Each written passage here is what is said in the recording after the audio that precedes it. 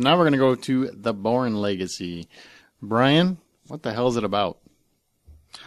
All right, the Bourne Legacy is kind of a spin-off of the Jason Bourne universe. It follows Aaron Cross, who is an outcome agent, but when his program gets shut down because of previous events, the program directors start killing off its members. Cross dodges a bullet or a missile and begins his life or death trek to find a supply of the drugs he's been taking for his physical and mental enhancements. So, Aaron, Yes, sir? I know we've talked about it before, but I know you're not crazy about this plot. I didn't like the story. No, the story was kind of dumb. I really love the Bourne series. I'm a big fan, and I know their plots. Those are the kind of movies that you guys have all seen the Bourne movies, right? Mm-hmm. The Bourne movies are very much movies that seem like they're about a lot more than they really are. They're not nearly as deep as they seem. They're just well constructed, so they play out. They seem deeper. But this plot just is so done and lazy to me, and making him dependent on chemicals, and the whole story, like the entire story, is exactly what Brian said. It's him trying to find a way to handle his chemical addiction problem, basically. Would you agree, Brian? I mean, it's pretty much what the movie's about. Yeah, but he's addicted in a way that is not what you typically think of when he's addicted. No, he is very dependent on it, and I won't explain why he's so dependent on it. But I really like the reasoning that they gave, the little backstory that he gives in the movie on why he's so hell bent on finding more of a supply, and also trying to find maybe a permanent solution for it. I also kind of thought the plot was lacking some substance. I was fairly disappointed with this is it. This is the big thing. This to me would have been a good subplot. Mm-hmm. Yes, that's and I would have liked a bigger picture if they could have done this for maybe 30, 45 minutes of the movie, and when he was on a totally different mission for whatever reason. But I am kind of glad that they didn't do the same old tired. The one guy I can trust in Washington is the same guy that's the bad guy, and he's out to kill me. Yeah, I story agree with that they've done to death. So, you have Edward Norton pops up, who's a quality actor, and he's basically the guy that's trying to hunt Aaron Cross down. And granted, love the name Aaron Cross because his first name signifies killing machine. not to be confused with Tyler Perry's Alex Cross. No. Aaron Cross. Just think about it. Killing machine. But you got Edward Norton. No. Yeah, killing for Jesus. Wow. But you've got Edward Norton popping in, and he's this, and he does a very good role as the bad guy, basically, of the film. But they never really share screen time. He's not really a factor too much into the plot.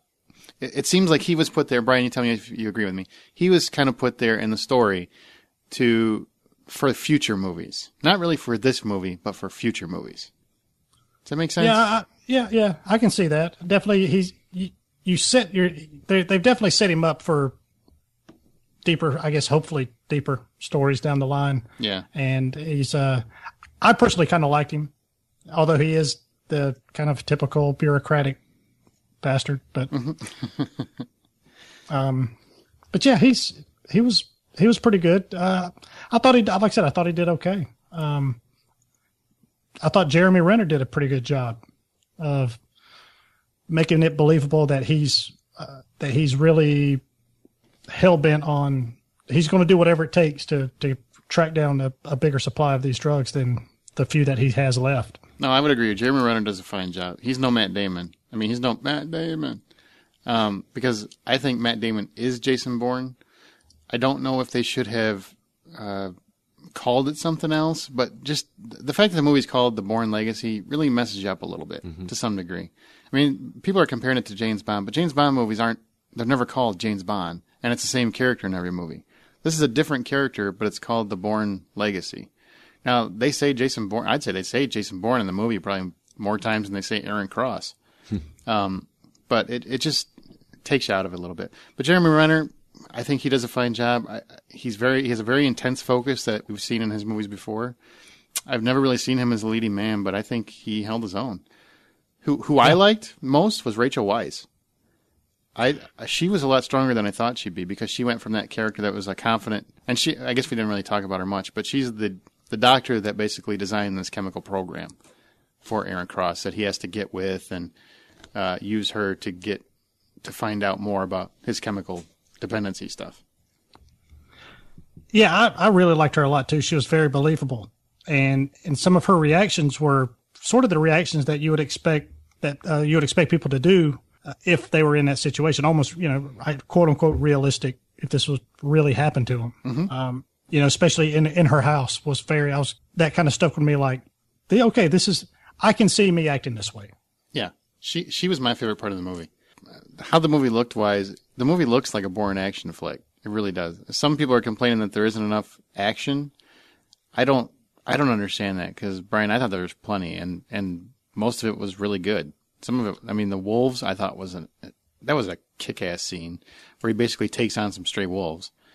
The house scene that Brian alluded to, that was well done. So I thought there was plenty of action. Yeah, it wasn't a total action flick like The Expendables, but there was enough in little pockets of the movie that kept you kind of tided over to the next action scene, whatever, fight scenes, chases, whatever. I thought they were all really well. And it really, like I say, it really kind of made it feel like it was something from the Bourne franchise. Yes, which is very important. And the end of the film, it had a really strong ending up until the actual ending, which I think Brian and I were both agreed. We were like, is that the ending? Because it seems like it ends and you had no idea the ending was even coming. Because it seemed like there was another 20 minutes to happen. And then it's just over. Because there's... You can't, don't spoil it, obviously. Right. There's a big action scene, and then you expect some sort of cool, like, I guess like a warm down period before the movie actually ends. A resolution, yeah. Right. And you get nothing. We'll see how that plays out, because that was an interesting way to end the movie. So we'll see how it works. I mean, it's not a bad ending. That's not what we're saying. It's just not what we expected at all. So what was your verdict on it, B? Well, at about 2 hours and 15 minutes, I really felt like I got my money's worth out of it. There was a few shortcomings, and I really, like we just mentioned, I really didn't care for the ending. But overall, for me, it was an entertaining ride. I'd give it a solid 7. Okay. I think it's a good spinoff, just a weak story. The characters are strong, so I could see a franchise going on from here. I think they should call it something else, though, because that's just messing me up. The ending, I felt, just popped up out of nowhere. But Renner did a good enough job as Aaron Cross. Aaron, killing machine. But he never came close to Matt Damon. Like, Matt Damon is not going to be sweating anything. If they came up and said, you know what, Matt Damon's going to come back to the role, and they said Jeremy Renner is out, it would make total sense, and I'd be perfectly cool with it, because Matt Damon is Jason Bourne. But Jeremy Renner did good. Rachel Weisz, she had me captivated. I could just have a crush, who knows, but she did a good job. Tony Gilroy, he directed the movie. I thought it was top notch. Too bad he didn't put that kind of effort into the writing. But overall, it was a good flick. I would watch the next one. $10 is the full price of admission. I'd give it $6. Let me toss this out to you real quick before we move on. And I'll catch it. All right. Now, the title is, I agree with you as far as the title goes. At this point, I think at this stage in the game, with whatever follow-up movie comes after this, it should be something, they should take the name Bourne out of it. Mm-hmm.